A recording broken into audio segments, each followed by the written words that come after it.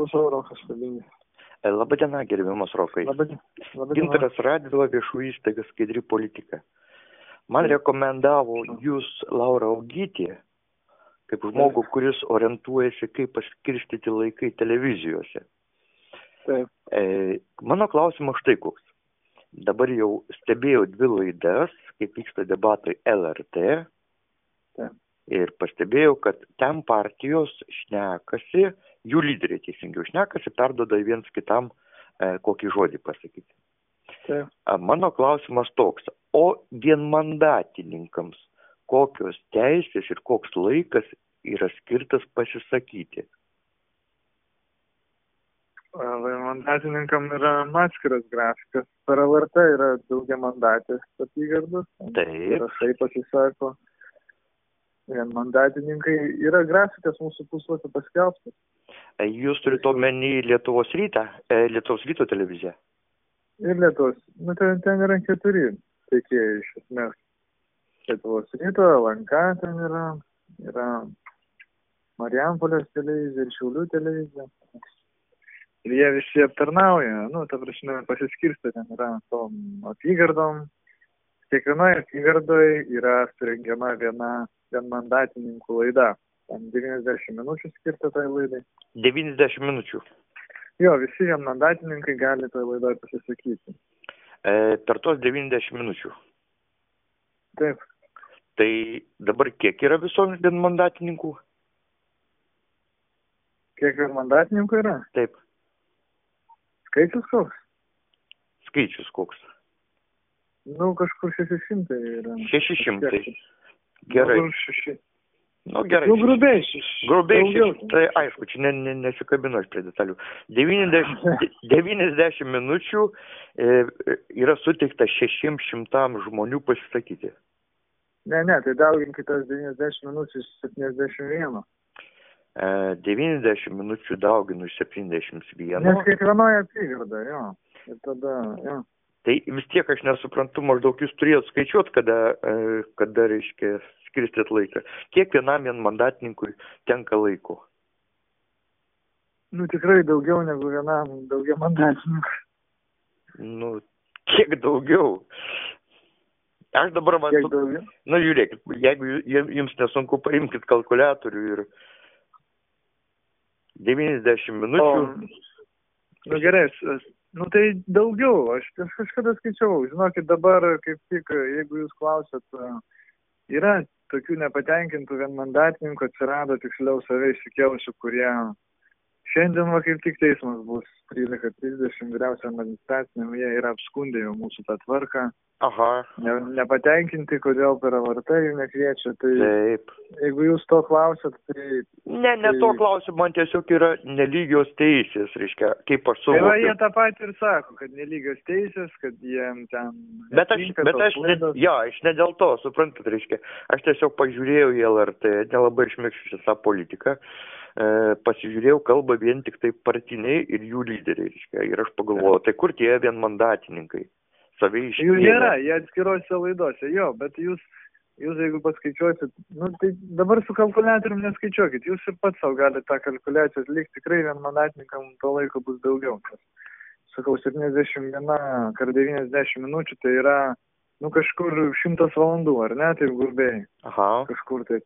Dabar per LRT eterį yra 12 valandų skirta televizijai, tai čia visiems daugiamandatininkų, jeigu jūs skaičiuosite, tai yra 1300 kažkiek, tai jų dvigubai daugiau yra negu vienmandatininkų. Taip. Tai jūs pamatysit, kad ten valandų televizijos tik 12 yra skirta, radio 7 valandos. Taip. Tai jūs matot, kad vienmandatininkam tų valandų yra beveik 100. Tai skiriasi kartais.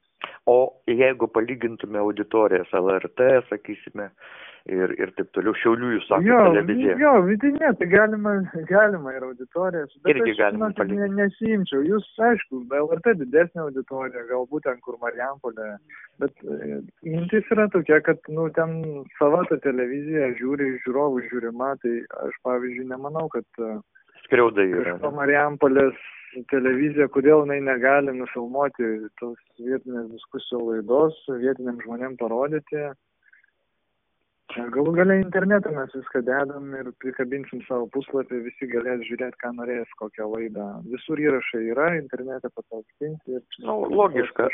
Sakykit, prašom, dar vienas klausimas, jau paskutinis, nevarginsiu jūsų daugiau. Vėlgi atkreipiau dėmesį į LRT tą formatą, taip pasakysime. Ir mane nustebino, kad į vieną klausimą teduota atsakyti 2 minutės. Čia, žinokit, su LRT suderinom. Ne, ten formatas, žiūrėkit, formatas yra toks. 2 minutės yra pagrindinis klausimas. Ta prasme, kiekvienam, sakysim, grupeliai duodama po vieną pagrindinį klausimą, kurie jie išsitraukia. Teisingai. 2 minutės kiekvienas turi, ne? Ten kokį išsitraukia. Papildymui turi ten 60 sekundžių. Tai va, kai jis gauna pagrindinį klausimą, jisai kalba 2 minutės, paskui turi teisę papildyti dėl kitų klausimų pasisakyti 60 sekundžių. O toks yra formatas. Visiškai tiesa, bet štai kas, sakysime, jaukia sveiko proto. Per 2 minutės mokesčių, pavyzdžiui, klausimų pasisakyti, reiškia, tai yra toks sprintas ir toks maratonas, kad nei vienas protingas žmogus nesuvoks nei, kad tas prelegentas šneka, nei kaip čia reikia susigaudyti. Reiškia, partijos apie tai diskutuoja metų metais. Yra specialistai, yra ekspertai, yra aukštos kvalifikacijos žmonės. Dabar atsistojęs policininkas aiškina man mokesčių sistemos pakeitimus. Per 2 minutės aš turiu spėti suvokti ir man kyla klausimas. Tai jeigu mes turim reikalą su LRT visuomeninė televizija, tai dabar tos 2 minutės yra tokios brangios, kad kokia nors kita... Brangios, žinokit. Jos labai brangios, ane? Ir svarbiausia. Bet žinokit, taip yra. Aš matau, jūs siūlote turbūt daugiau laiko duoti. Nežinau, žinokit, laiko, ten 12 televizinių laidų. Šiaip tai yra daug. LRT daugiau mes su jais nesudėrėsim. O ką tai dėrėti? Visi mokesčių mokėtojai užmoka už LRT egzistavimą. Ir šitokių rinkimų metu visas laikas turėtų būti LRT skirtas tik rinkimams. Daugiau niekam absoliučiai. Bet čia jūsų gal ir geras pasiūlymas, bet šiuo atveju VRK kompensuoja LRT už tą laidų laiką. Jeigu jūs galvojat, kad ten nemokamai viskas, tai taip nėra. Nieko nemokama neduoda LRT mums irgi. Tai jeigu jūs pasiūlysit LRT iš tikrųjų nemokamai padaryti ir visą laiką suteikti tik diskusijom, tai prašom. Bet aš siūlau tas programas, gal jum ir, nežinau, rinkėjai turėtų atskirai skaityti, nebūtinai jiem tas programas ten jau tik tai tą diskusiją ateiti, jau tik tai esminiais klausimais kalbėti. O jeigu jūs norite išgirsti visą programą, tai jūs galite skaityti. Aš manau, kad rinkėjai turėtų skaityti atskirai tas programas. Mes ir leidinį išleidom. Ir į savo tinklapį idėjas, tai rinkėjai bus informuoti apie tas programas plačiau, plakatai bus rinkimo apylinkėse. Aš manau, kad skaityti programą, irgi būtų neįdomu, sakysim, toj laidoje. Sutinku. Po valandą, ar ne? Po valandą visi skaito programą. Aš manau, kad visi išjungtų tą kanalą ir eitų mėgoti. Tai jie ir taip dabar, man atrodo, išjunginėja, bet reikalas visai ne tas, sakysime, jums pasiūlytas įkainis už minutę LRT apytikriai buvo koks? Sakysim, kontrakto suma, klausimų suma. Laida kažkur, mes už laidą kažkur apie 5800 eurų mokam. 5000 ar 500 tūkstančių? 5800 eurų už vieną laidą LRT mes kompensuojame. Tik tai? Taip, už vieną laidą. Tai o 12 laidų, tai čia yra vargani 60 tūkstančių.